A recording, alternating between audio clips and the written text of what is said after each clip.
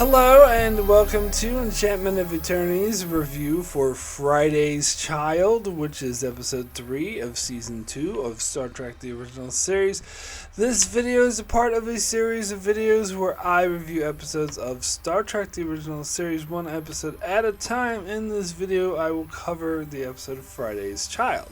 So Friday's Child is the episode where Kirk, Spock, and McCoy beam down to a planet with a primitive tribal culture and try to secure the rights to the planet so they can mine this precious metal.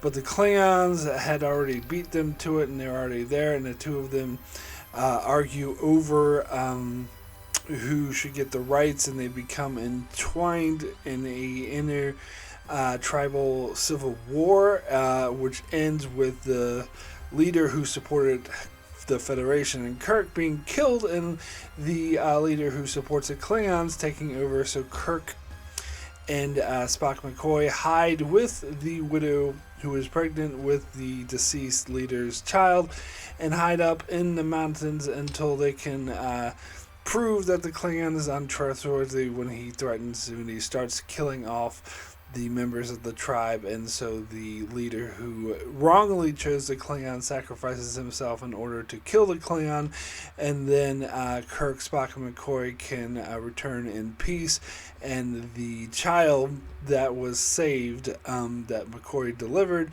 will eventually become the leader of the tribe. In the meantime, his mother is the regent, and she gives them permission, the Federation permission, to mine this metal. So, let's see. I never liked this episode very much. I always found it very boring, and watching it again I still find it boring. I always glazed over this episode, never really paid much attention to it. It wasn't until like recently, I think, when I had to do my season review for the original series, that I actually paid close attention to it. And yeah, I still found that there wasn't much there. It wasn't really worthy of paying attention to. Now, this episode, I think, resembles a Western, and most notably a Western show that would come out in the 60s, and which actually makes sense because that was what was really popular in the 60s. In fact, Star Trek sort of was able to advertise itself to the studio as the wagon train to the stars. Like, oh, we're going to be a Western but set in space, which the first season didn't really deliver that exactly. So I feel like, and this is just my total guess, I don't know this for a fact, but I feel like the studio kind of called them out on it and said, well, can you do more episodes that actually feel like a Western? And so we get a couple of them in season 2. I think the most prominent ones being this one and A Private Little War. And to be honest, I always used to get those two episodes mixed up in my mind, because for me they're very similar. They're both Western style episodes. They both involve negotiating with a tribal people who are very similar to Native Americans, and yeah. And they're both really boring, and I both didn't like either of them because I just not into the style. Now, watching both and paying attention to both, I do believe A Private Little War is worse. I think both episodes also try to be a Vietnam analogy of superpowers vying for control over the resources of less advanced civilizations, which is basically what Vietnam was. But it actually goes against the Federation Prime Directive, which it was mentioned. It was first established in, I believe, Return of the Archons, but it was established in the late first season, so it is a thing. In fact, Kirk kind of mentions it here, saying that they're not allowed to actively interfere with their culture, whereas the Klingons have no such laws and so they will very, willingly interfere and and perhaps conquer you. But the thing is, going off of what the Prime Directive had been established to be in future incarnations of Star Trek, Next Generation, the movies, Deep Space Nine, Kirk and crew shouldn't even be talking to the Capellans. They should be behind a duck blind, scientists studying them, and refuse to make any contact whatsoever with them. Now, one could argue that if the Klingons made contact first, maybe they could play damage control, but I still feel like a lot of the way Starfleet captains would interpret the Prime Directive, including Picard, would be, well, the Klingons are free to interfere or whatever, but we're not. Which is a decision I strongly disagree with. I think they have an obligation as another spacefaring superpower to stop the Klingons from destroying their culture, but I think that they would. They would just let them do it.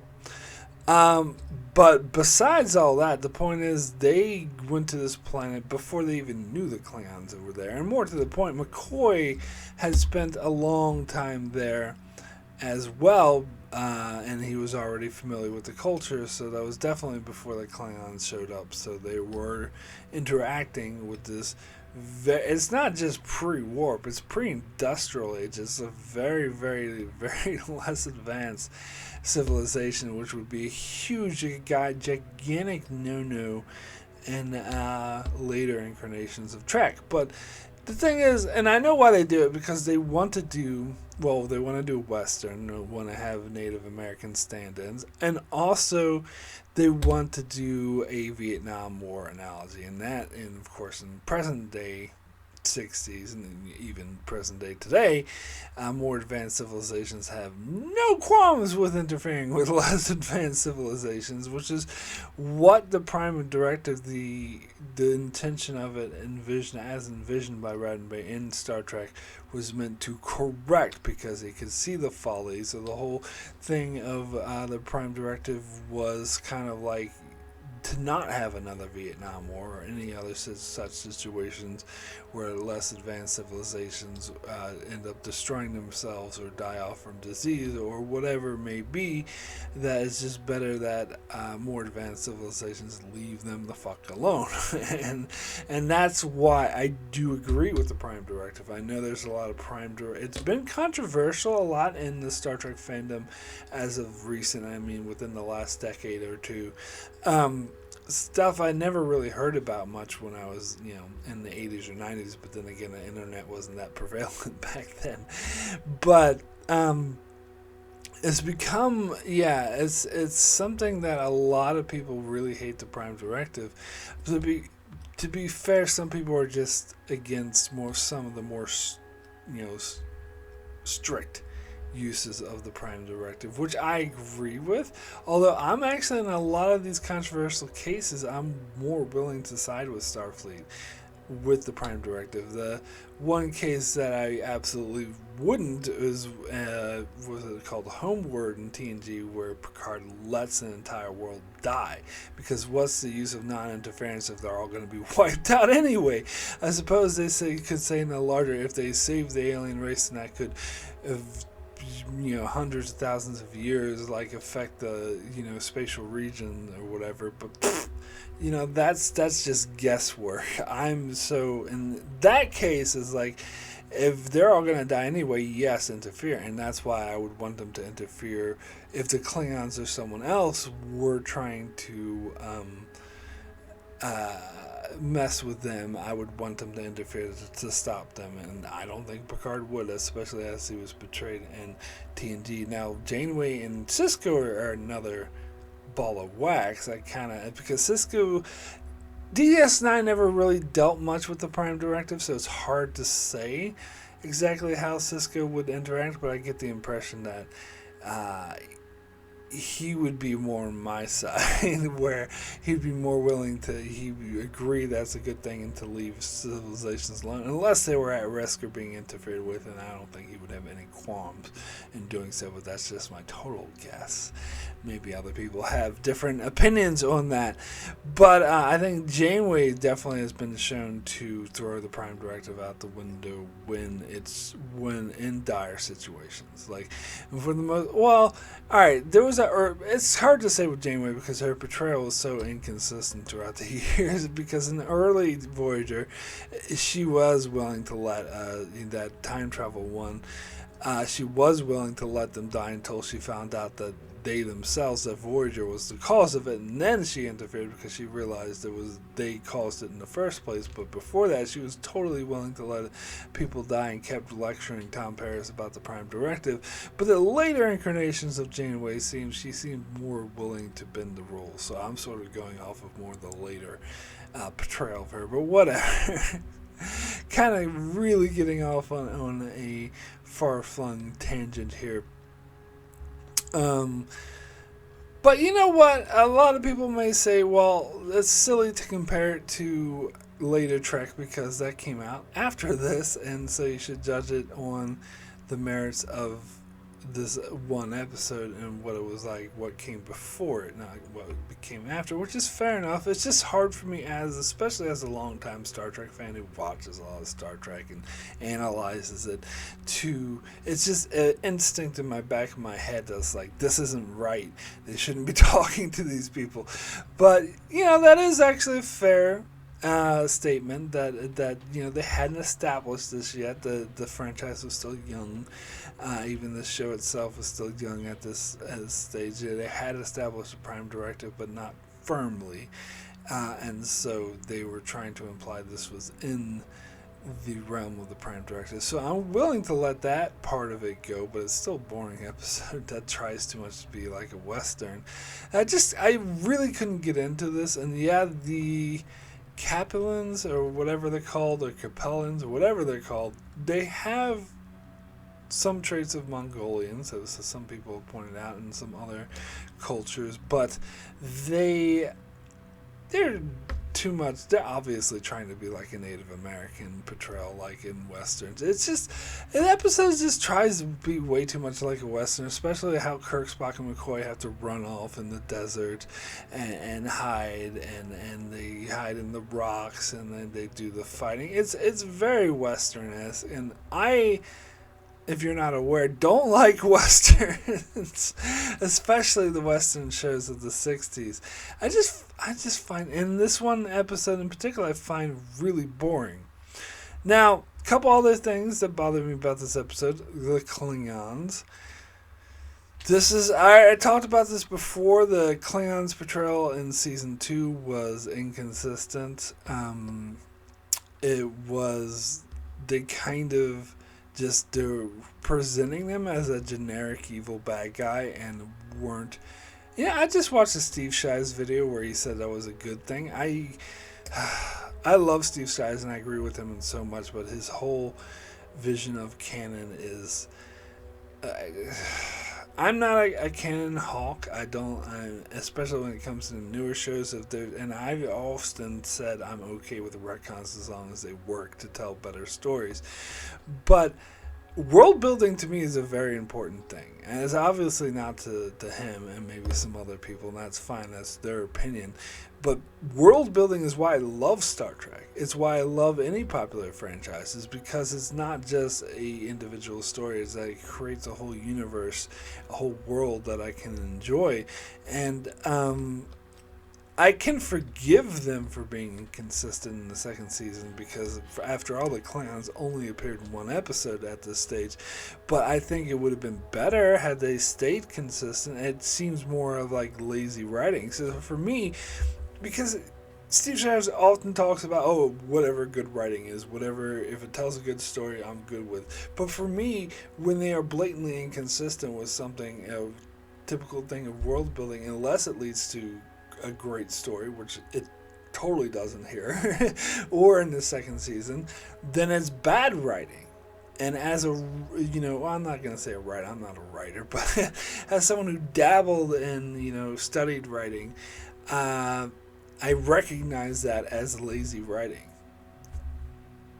But so it's not a matter of, oh, you violated this rule here and blah blah blah and this canon rule. It's not, if that's how Steve Shives would describe it. For me, it's a matter of, this is a lazy writing. As a writer, you are being lazy, and instead of trying to come up with ways to fit what is established into the story you want to tell, that would be good writing. But that's that is my opinion. But as I said, it's a bit more forgivable because it only appeared in that one episode. But then in Day of the Dove, they decided to be more consistent. In season 3, they decided to be more consistent with that one episode. And then going forward with all the movies and TNG, they fully established with the Klingons. And that's when they became a good race. In this part of the original series, that's why I always loved the portrayal of the Klingons more in the movies and TNG era than I did in the original series, because they weren't consistent, and so they weren't written well if they're not consistent, and so they're less interesting to me. It wasn't until they firmly built down their culture that I found them interesting. But to be fair to the original series, in Errand of Mercy and Day of the Dove, they were interesting because they were consistent within those 2 episodes, and they had a distinct cultural mindset. But with the season 2 episodes, they're just a generic bad guy, and that's bad writing. And especially in this episode, now I talked before about how the Klingons in season 2 of TOS appear more like Ferengi, and I don't know if that's completely fair. I mean, kind of. They're probably more Ferengi-like than they are Klingon-like, if you go by what Klingons eventually were established to be. And so they're just not interesting. And this one here, I guess he's not really that Ferengi, like he kind of is actually, but he's not like, oh, prophet, but he's like, oh, I am and by the way, it annoys the fuck out of me how everyone pronounces them Klingons. I'm like, they go back and forth between Klingon and Klingons, and of course eventually they settle on Klingon, so it's annoying hearing. It's just like the Vulcanian thing in season 1. So it's just so annoying hearing Klingons, and I think they say Klingons more in this episode than they say Klingons. But whatever. And it's the Klingon. But, he's like, oh, you Earth people, and the way he was taunting him, that's what it felt like. It felt like a stereotype of a bad guy, asshole villain that was not developed in any way, shape, or form, that had no true culture, shape, or form, and that's why it's fucking bad writing. And that's why I hate it. God. But anyway... the way he was portrayed here is as just being the generic asshole and chiping up. Oh, the Earthmen will deceive you, and I did like, however, the one line where the Klingon speaks up and like says something like, oh, the Moab, I think his name is. He was the guy leading the rebel faction that eventually took over. That he was like, oh, don't trust the Earthmen. Their culture is very different. And then the Klingon says, yes, they will, they're weak and they blah, blah, blah, and says all this in insult.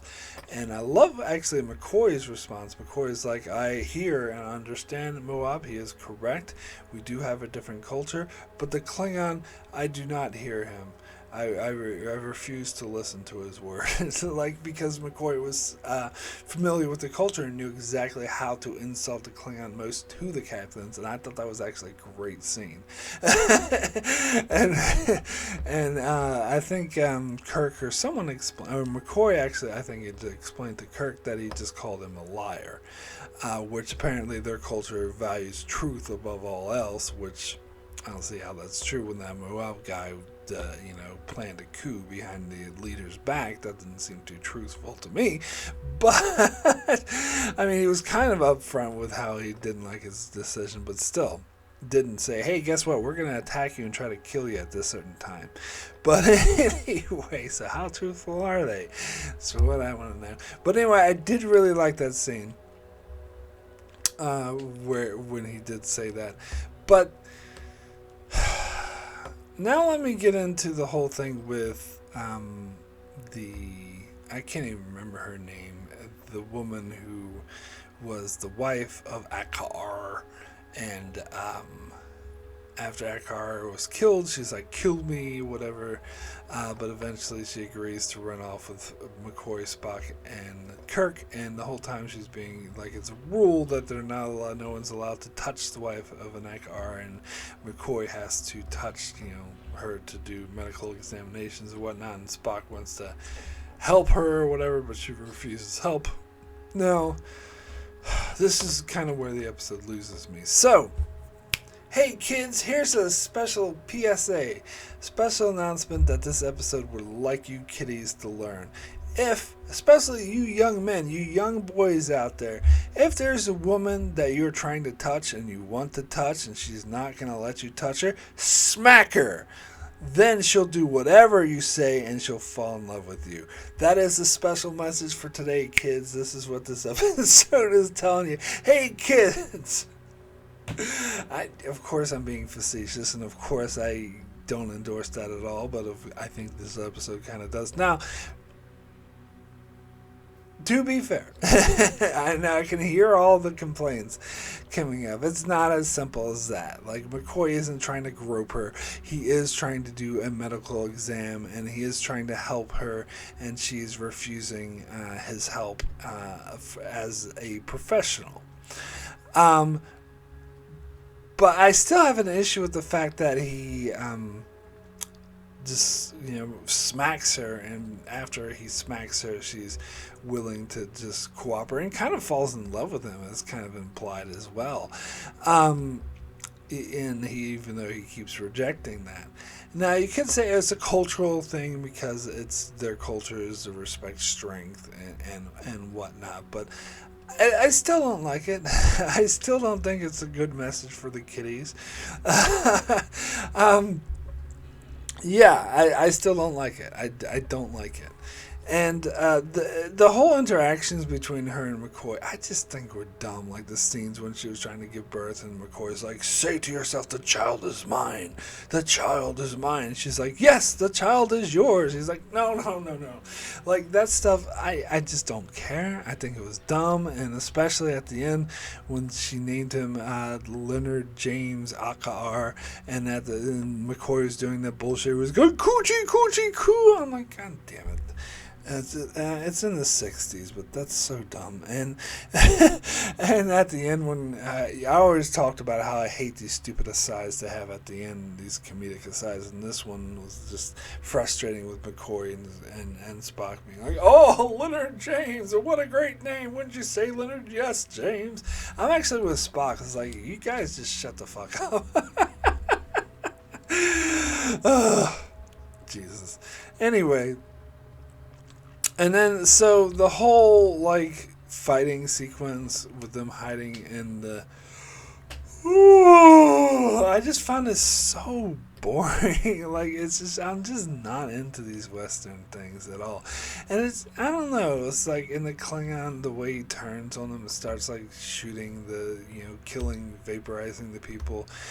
I guess I did kind of like the fact that Moab was willing to sacrifice himself because he acknowledged the fact that he made a mistake in trusting the Klingons, and so was willing to sacrifice himself to pay for that mistake. So anyway, let me now take the time to thank my Patreon supporters for supporting the channel.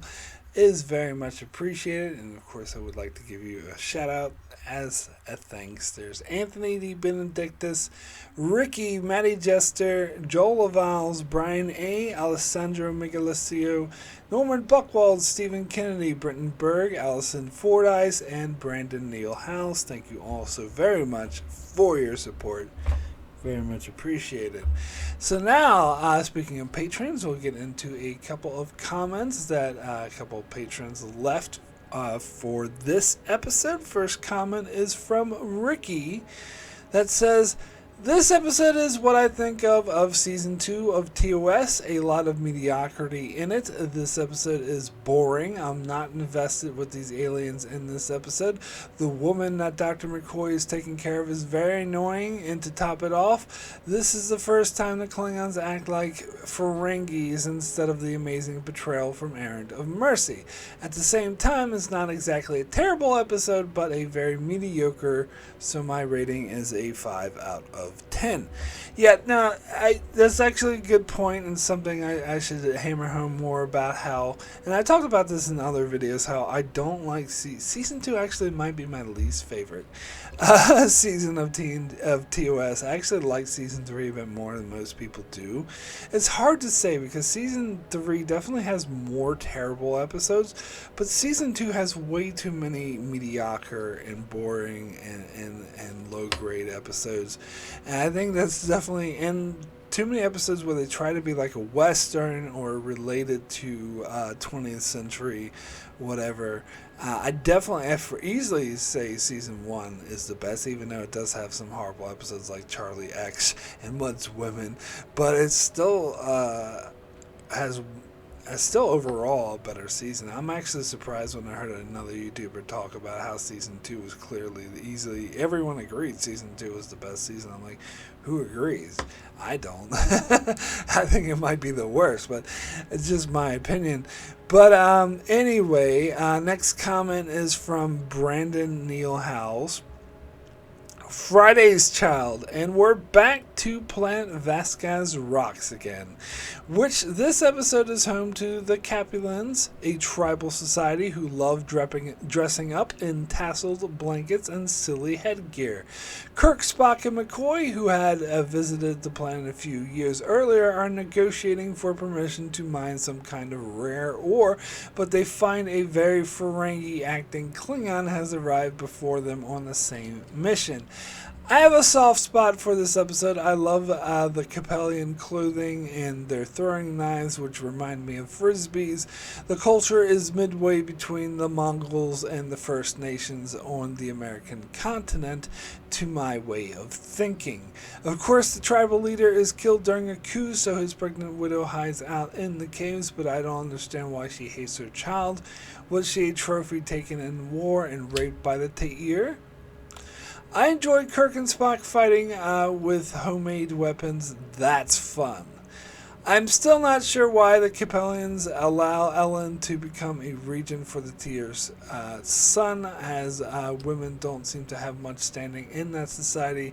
I will do my best to forget the baby talk, but I did smile at Spock's declaration that McCoy and Kirk would be insufferably pleased with themselves for at least a month. 6 right crosses out of 10.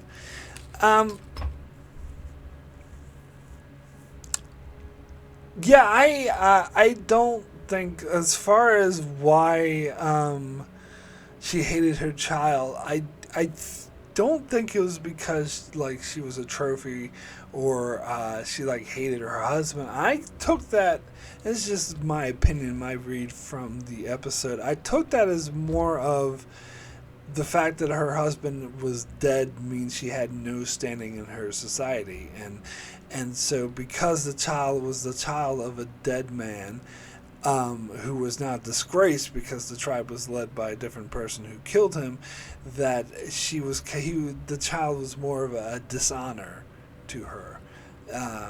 That's how I read it, and I think that changed after Moab admitted he was wrong and sacrificed himself, because that kind of took the disgrace or the dishonor away, if you know what I'm saying. And that's why she then embraced the child, because the tribe now had no leader, and so it reverted back to Akar, and so the child would become the leader, and so the disgrace was gone.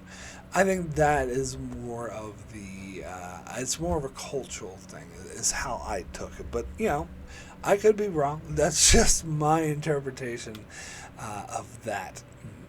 Anyway, so my rating for Friday's Child out of 10, I'm stuck between a 4 and a 5. It's hard to say. because I do think this is an incredibly average, forgettable episode. But I think I'm going to go more with a 4, actually. I think there is less I like about this episode than I do like about it. Like, there's a few things I like, as I said, such as the McCoy's response to the Klingon and talking in terms that the Capulans would understand. That was cool, and I don't know. I think there was something else in there I kind of liked, but for the most part, yeah, I just thought this episode was boring and trying too much to be like a Western, and I don't like how the Klingons act like Ferengis, and yeah. Oh yeah, I also like when the Moab dude sacrificed himself when he realized he was wrong. Like, that was cool as well. It showed character in those Capulans. But yeah, outside those few moments, there wasn't much here for this episode, and I kind of would rather skip this one in a rewatch, to be honest. So that's it for my review of Friday's Child. Coming up next on my channel, we have this Friday will be Who Mourns for 80. What? I can't. I was saying Adonis, but apparently that's the incorrect way to pronounce it. It's I'll figure it out by the time I get to there. I keep reminding myself and then I keep forgetting. But anyway, that episode about Apollo, that's on Friday. Monday is a mock time review for that episode. And then Wednesday, I'm back to my Patreon for a revisited for the Doomsday Machine. And then Thursday, Star Trek Picard premieres. Woo, I guess. I don't know. I'll see. I think I'm with my sister because she said that she will start reviewing it, but is making no promises, no obligation to actually review it all the way through. And I think I'm going to be the same way, actually. If it starts to suck as bad as season 2, I'm not going to review it every week. I'm going to give up on it. And so my schedule may change from because I pre-record these things, but we'll see. At the moment, I'm going to stick with reviewing every episode, but I give no obligation to stick with it. Anyway, so that's what's coming up on my channel. I also, of course, do lots of other Star Trek videos and lots of other videos on other shows, films, and whatnot. So be sure to subscribe so you can keep up with all of that. And thanks a lot for watching.